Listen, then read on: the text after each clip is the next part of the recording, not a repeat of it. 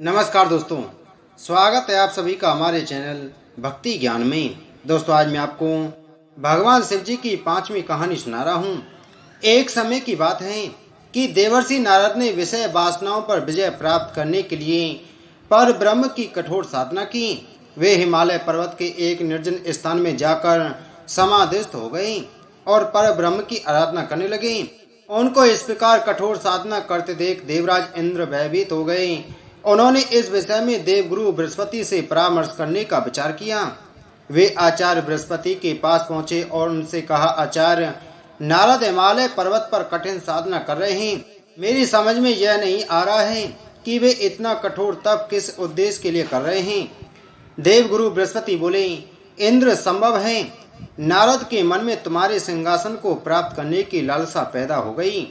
शायद इसलिए वे इतनी कठोर साधना कर रहे हैं। देवगुरु की बात सुनकर इंद्र और भी भयभीत हो गई। उन्होंने आचार्य बृहस्पति से पुनः पूछा, आचार्य, यदि ऐसा हुआ तो मेरे लिए यह बहुत भयंकर बात होगी। मुझे परामर्श दीजिए कि ऐसी हालत में मैं क्या करूं। आचार्य बृहस्पति बोले, इंद्र, तुम तो देवों के राजा हो, सर्वशक्ति संपन्न हो, सामर्थ्यवान हो। मैं तुम्हें इस विषय में क्या परामर्श दे सकता हूँ। तुम स्वयं ही कोई उपाय सोचो। हाँ, मुझे ही कोई ना कोई उपाय सोचना पड़ेगा। कहते हुए इंद्र वहां से चले गए। अपने महल में पहुंचकर उन्होंने कामदेव को बुलवाया और उनसे कहा, कामदेव, नारद हिमालय पर्वत पर निर्जन स्थान में बैठे कठोर तपस्या कर रहे हैं। मैं चाहता हूं कि तुम उनके पास जाओ और अपनी शक्ति द्वारा जैसे भी हो उनकी तपस्या भंग कर दो। आज्ञा पाकर कामदेव तत्काल उस स्थान को चल पड़े जहां नारद तपस्या कर रहे थे। वहां पहुंचकर उन्होंने अपनी मायावी शक्ति का जाल बिछाया। उसके संकेत मात्र से उस बियावान क्षेत्र में बाहर आ गई। कुछ क्षण बीतते बीतते स्वर्ग लोक की एक अप्सरा प्रकट हुई और नारद के सामने मनोहारी नृत्य करने लगी। उसके घुंघरुओं की मधुर ध्वनि वातावरण में गूंजने लगी, लेकिन कामदेव का यह प्रयास व्यर्थ ही साबित हुआ। अप्सरा नृत्य करते करते थक गई, किंतु नारद का ध्यान नहीं टूटा। थक हार कर अप्सरा वापस लौट गई। तप पूरा होते ही नारद ने आंखें खोली। कामदेव ने सोचा, यदि नारद को बाद में यह पता लग गया कि मैंने उनकी तपस्या में विघ्न डालने की चेष्टा की है तो वह मुझे शाप दे देंगे। उचित यही है कि मैं स्वयं ही उन्हें सच्ची बात बता दूं। यही सोचकर उन्होंने नारद के समक्ष पहुंचकर उन्हें साष्टांग प्रणाम किया। नारद ने उन्हें आशीर्वाद देकर पूछा, आओ कामदेव, किस कार्य हेतु यहाँ आगमन हुआ। कामदेव बोले, देवर्षि, मेरा अपराध क्षमा हो। मैंने आपकी तपस्या भंग करने का प्रयास किया था। नारद ने पूछा, पर क्यों, किसके आदेश से तुमने ऐसा किया। कामदेव ने कहा, मुनिवर, मुझ अकिंचन में इतनी हिम्मत नहीं जो स्वयं ही आपको तप में डिगाने का कार्य करता। मुझे ऐसा करने को कहा गया था।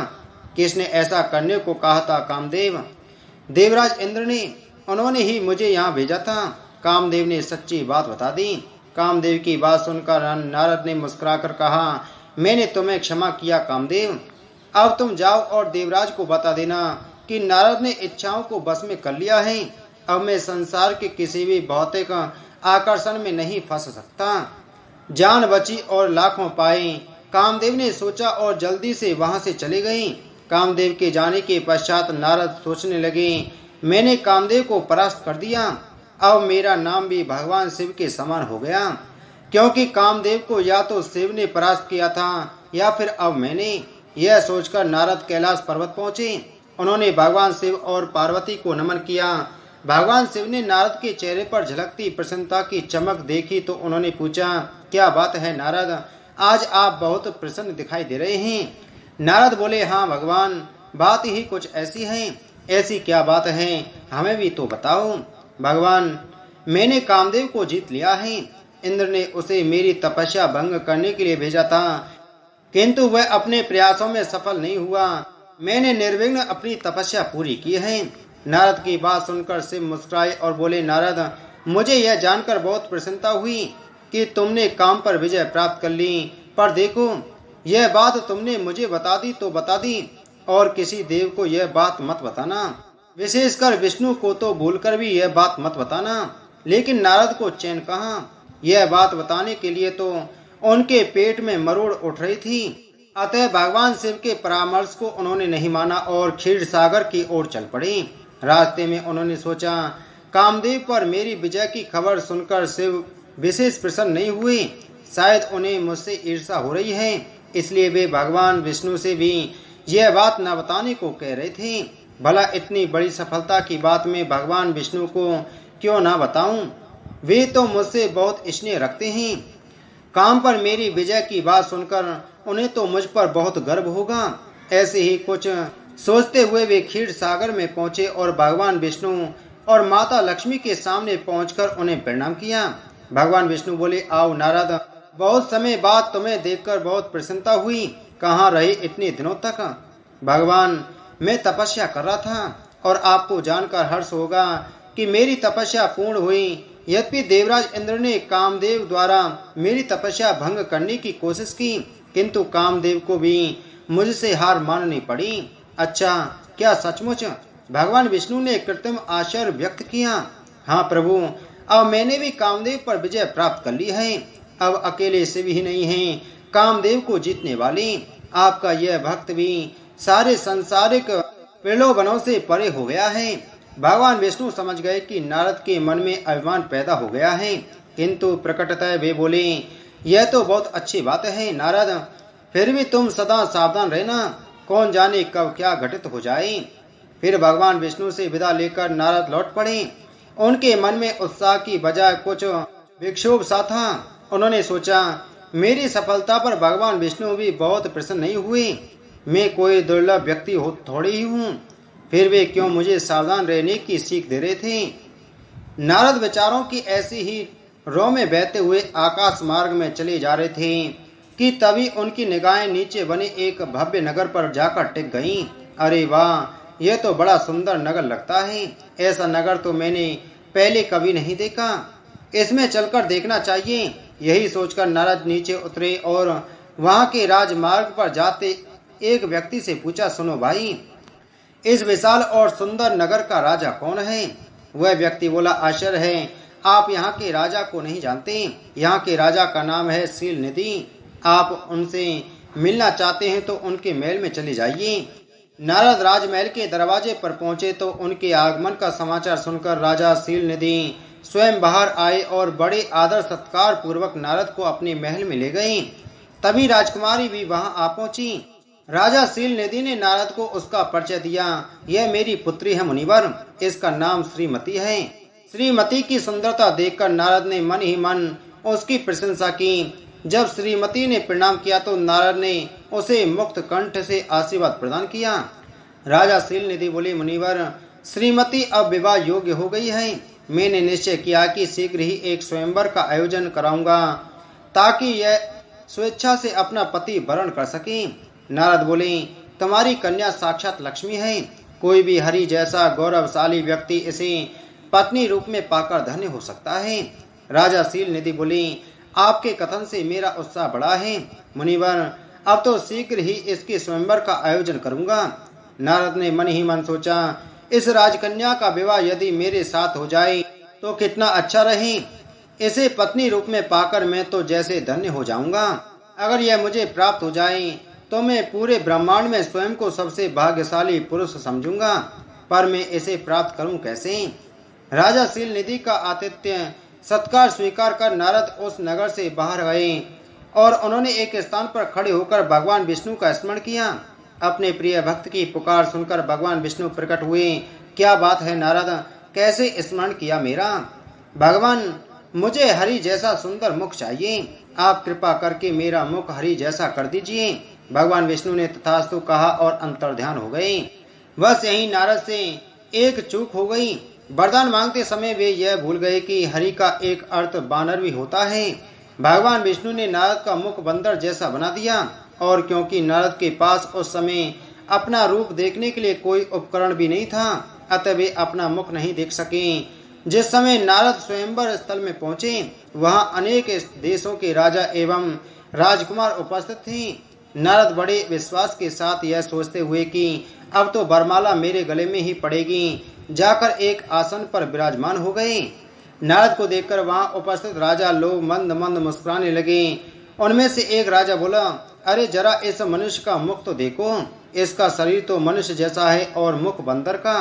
दूसरा बोला, यह शायद अपने आप को बहुत सुंदर समझता है, तभी तो राजकुमारी के स्वयंवर में उसके द्वारा स्वयं का चयन किए जाने की आशा में यहाँ बैठा है। उस व्यक्ति की बात सुनकर सभी ठहाकर हंस पड़ी।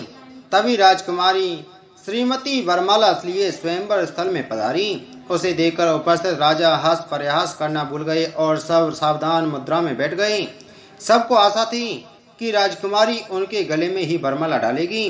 विशेषकर नारद के मन में तो किसी प्रकार की कोई शंका ही नहीं थी।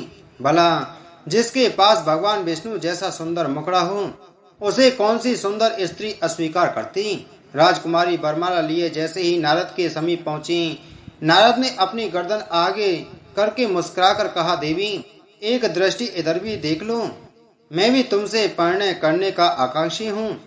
नारद की बात सुनकर राजकुमारी हंस पड़ी और बोली, तनिक अपने मुख को भी तो दर्पण में निहार लो बानर। यह कहकर उसने एक व्यंग भरी दृष्टि नारद पर डाली और उपेक्षा से उसकी ओर देखकर अपना मुख दूसरी ओर मोड़ लिया। राजकुमारी श्रीमती ने स्वयंवर स्थल में 2-3 चक्कर लगाई और फिर वरमाला हाथ में लिए एक और उदास भाव से खड़ी हो गई। तभी भगवान विष्णु ने स्वयंवर स्थल में प्रवेश किया, जिन्हें देखकर राजकुमारी का चेहरा खिल उठा। वह तेजी से आगे बढ़ी और वरमाला विष्णु के गले में डाल दी। नारद ने जब यह दृश्य देखा तो वे ईर्ष्या से जल उठी। वे विष्णु के पास पहुंचे और क्रोध भरे स्वर में बोले, भगवान आपने मेरे साथ ऐसा छल क्यों किया? मैंने आपसे आपके जैसा सुंदर मुख मांगा था और आपने मुझे बानर का मुख दे दिया। ऐसा धोखा मेरे साथ आपने क्यों किया? भगवान यदि आपको स्वयं ही इस राजकुमारी से विवाह करना था तो मुझे पहले ही बता देते, मैं स्वयं ही इस प्रतियोगिता से बाहर हो जाता। तब श्री हरि ने नारद से कहा, नारद मैंने तुम्हारे साथ किसी प्रकार का कोई छल नहीं किया। तुमने मुझसे हरि का मुख मांगा था, सो मैंने तुम्हें दे दिया। तुम तो संस्कृत के प्रकांड पंडित हो, फिर यह क्यों नहीं समझ सके कि हरि का एक अर्थ बानर भी होता है? अपनी गलती महसूस कर नारद के क्रोध में कुछ कमी आई। उन्होंने पूछा, अब क्या मेरा मुख जीवन भर इसी प्रकार का बना रहेगा भगवान? भगवान विष्णु बोले, नहीं, बस तुम थोड़ी देर के लिए अपनी आंखें बंद कर लो। नारद ने अपनी आंखें बंद कर लीं। भगवान विष्णु पुनः बोले, अब अपनी आंखें खोलो और देखो कि सच क्या है। नारद ने अपनी आंखें खोली, इधर उधर दृष्टि घुमाई। अब वहां ना राजा शीलनिधि था, न उसका कोई महल, न स्वयंवर स्थल और न स्वयंवर में भाग लेने आए प्रतियोगी। वे एक निर्जन स्थान पर खड़े थे और उनके सामने खड़े थे श्री हरि विष्णु और माता लक्ष्मी। उन्हें इस प्रकार चारों ओर भौचक के भाव से निहारते देख भगवान विष्णु ने कहा, नारद यह सब मेरी माया थी। तुम्हारे मन में घमंड पैदा हो गया था कि तुमने काम पर विजय प्राप्त कर ली है और तुम अब भगवान शिव के समकक्ष हो गए हो। तुम्हारे इसी अहंकार भाव को समाप्त करने के लिए मुझे यह माया रचनी पड़ी। और हाँ, जिसे तुम राजकुमारी श्रीमती समझे हुए थे और जिससे विवाह करने को आतुर हो रहे थे, जानते हो वह कौन थी? कौन थी? नारद के मुख से बरबस ही निकल पड़ा, लक्ष्मी, मेरी चिरसंगनी। लक्ष्मी की ओर संकेत करते हुए भगवान ने कहा, तुम जिसे माता लक्ष्मी कहकर बुलाते हो वही लक्ष्मी राजकुमारी श्रीमती थी। यह सुनकर नारद का चेहरा शर्म से झुक गया। उन्होंने श्री हरि से कहा, हे प्रभु, आपने मुझ पर बड़ा उपकार किया, जो समय रहते ही मेरी आंखें खोल दी। मैं सचमुच पतन के गर्त में गिरने के लिए जा रहा था, किंतु आपने कृपा करके मुझे उबाल लिया। इस प्रकार भगवान विष्णु की कृपा से नारद के मन में पैदा हुआ अहंकार भाव समाप्त हो गया। राजकुमारी श्रीमती से विवाह करने की जो इच्छा उनके मन में पैदा हुई थी वह भी तिरोहित हो गई। नारद नारायण नारायण कहते हुए पुनः अपने मार्ग पर चल पड़े। बोलो शिव शंकर भगवान की जय, बोलो विष्णु भगवान की जय।